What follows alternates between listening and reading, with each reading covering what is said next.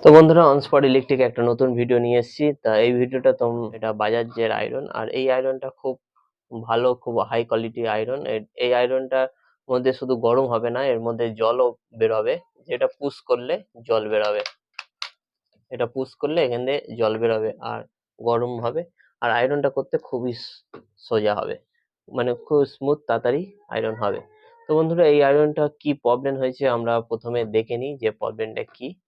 তা এটা আমরা প্রথমে যে কোনো জিনিস সিরিজ লাইনে আমাদের চেক করতে হবে। তো বন্ধুরা, আমাদের সিরিজ লাইনে বোর্ড নিয়ে নিয়েছি এটা।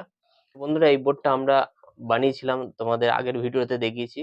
আর এর বোর্ড যদি বানাতে চাও, আর আমরা ডেসক্রিপশনে তোমাদের লিংক দিয়ে দেবো, তোমরাও বানিয়ে নিতে পারবে। তা আমরা এই সিরিজ লাইন এটা দিয়ে দেখি যে কি আছে, যে কোনো সারা শব্দ কিচ্ছু নেই, পুরোটাই ডেট আছে। তা এইটাকে আমরা খুলবো, খুলে রিপেয়ারিং করে তোমাদেরকে দেখাবো। পিছনে একটা স্ক্রু দেখতে পাচ্ছ, এই স্ক্রুটাকে আমরা খুলে নিচ্ছি।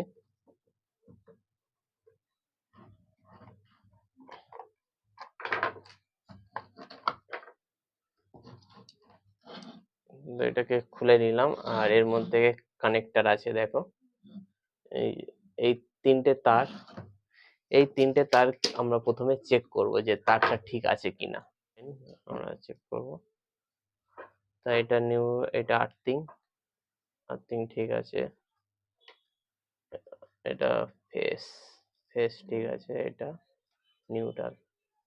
তো আমাদের তারটা ঠিক আছে, তারটা ঠিক আছে। প্রবলেম হয়েছে এইটার মধ্যে।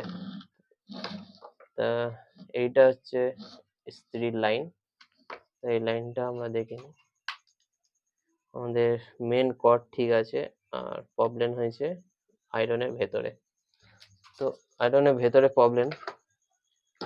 তো আয়রনটাকে খুলতে গেলে এটাকে কি করে খুলতে হয় তোমাদেরকে দেখিয়ে দিচ্ছি, যে এটা খুবই সহজ খোলা। এই স্ক্রুটা আমরা খুলে নিলাম, আর এর ভেতরে একটা স্ক্রু আছে, এই স্ক্রুটা আমরা খুলে নিচ্ছি।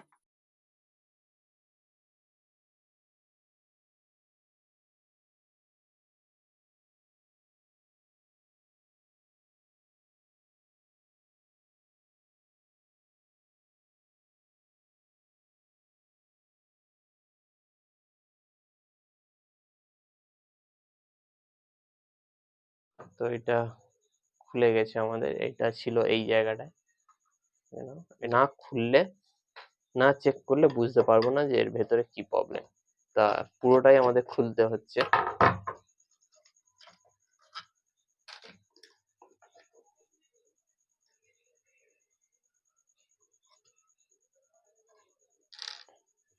এটা যে থার্মোস্টার আছে, আর এটা কয়েল আছে। কয়েলটা পুরো সিল প্যাক কয়েল। তা কয়েলটা আমরা প্রথমে চেক করব। এই এই টার্মিনাল আর এই এই দুটো টার্মিনাল হচ্ছে কয়েলের।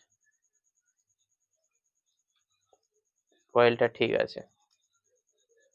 আর থার্মোস্টার সুইচটা প্রবলেম আছে। তা সুইচটা টেস্ট করছি, কোনো আলো জ্বলছে না। তাহলে সুইচটা আমরা খুলে নেব, নিয়ে সুইচে কি প্রবলেম আছে দেখব। যে প্রথমে সুইচের যে দুটো স্ক্রু আছে, ওই দুটো স্ক্রুকে খুলবো, কানেকশন দুটো আউট হয়ে যাবে। আর এখানটা একটা স্ক্রু আছে, তিনটে স্ক্রু ছিল, তিনটে স্ক্রুকে খুলে নিলাম। এইটা স্লাইড, এটা হালকা এক চুলের মতো ঠেকছে না, তার জন্য মানে এটা টাচ নিচ্ছে না। টাচ নিলেই এই আয়রনটা আবার চলা শুরু করবে। তো এইটা আমরা রিপেয়ার করে নেব। তো এই জায়গাটা সালফার পড়ে আছে, সালফারটাকে আমরা কিছু দিয়ে ঘষে দিচ্ছি যাতে আবার টাচ করে। তা আমরা টেস্টার দিয়ে ঘষে পরিষ্কার করে দিলাম। দিতে আবার টাচ নিয়ে নিচ্ছে, এই দেখো, তোমাদেরকে ক্যামেরায় দেখাচ্ছি, হালকা টাচ নিচ্ছে। এই দেখো, এটা ঘোরালেই আপ ডাউন হচ্ছে।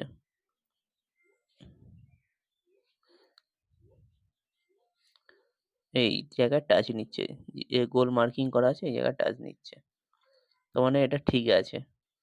এখন এটা ঠিক হয়ে গেছে। এইটা আবার এটাকে আমরা চেক করি, দেখি কি হলো। এই দেখো, এটা লাইন পাস হয়ে, এটা আমরা ভলিউমটা ঘোরাবো, দেখো টাচ নিচ্ছে, আবার অফ করলাম, অন করলাম।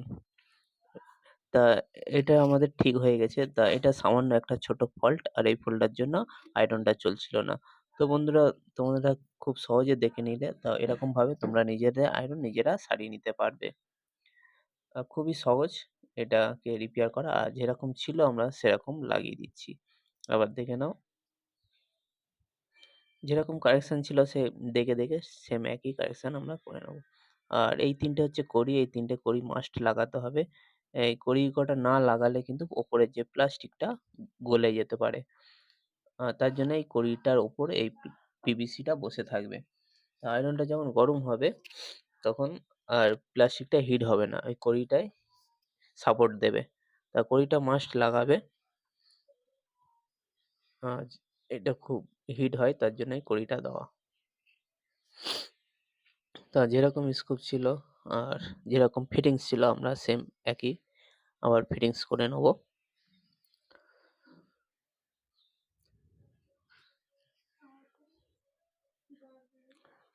আর এটা হচ্ছে গার্ড,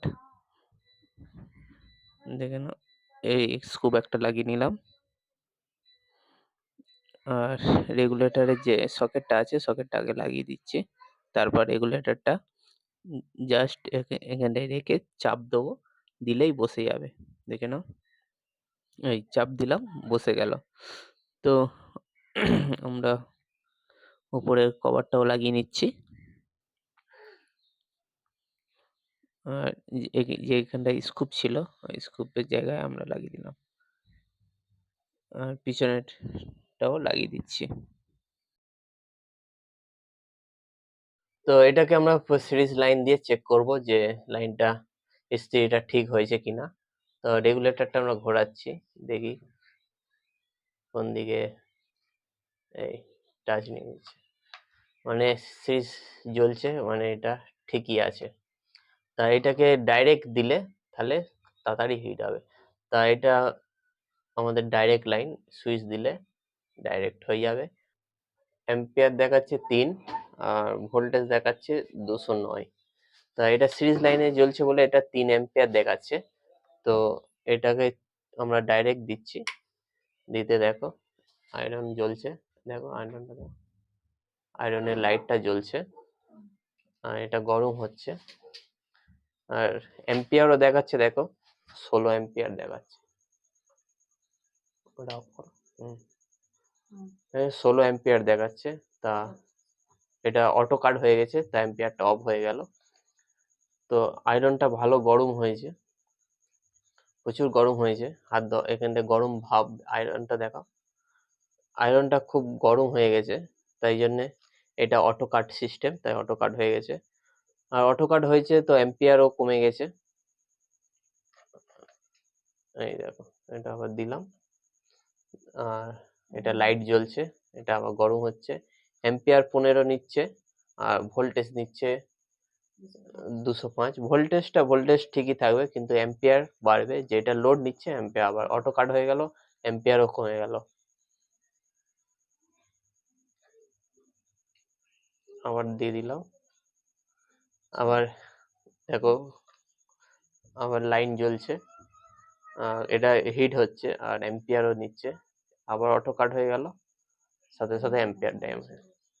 তো তার মানে এই আয়রনটা পুরোটাই ঠিক আছে। থার্মোস্টার সুইচটা কাজ করছিল না। তো থার্মোস্টার সুইচটা সালফার পড়ে গেছিল বলে কাজ করছিল না।